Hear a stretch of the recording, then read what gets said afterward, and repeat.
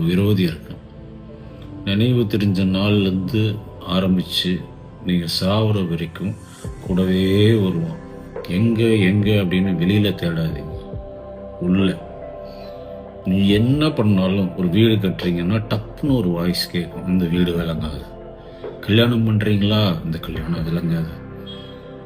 இந்த குழந்தைய பார்க்கும்போதே ஐயோ ஏதாவது லாரி மோதி சேர்த்துரும், இதில் என்ன இதில் ஏதாவது ஆகிடுமோ கூடவே ஒன்று அதை பற்றி நெகட்டிவாக பேசிக்கிட்டே இருக்கும்.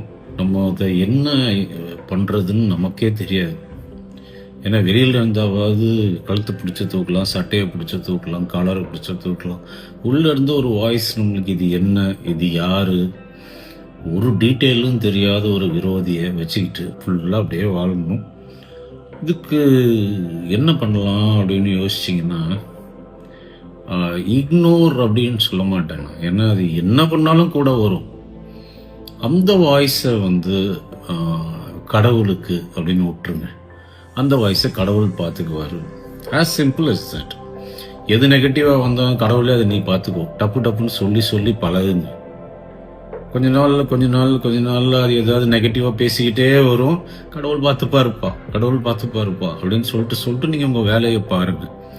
கொஞ்ச நாளில் அதோட எஃபெக்ட் குறைஞ்சு பண்ணுற காரியங்களும் நன்றாக வரும்.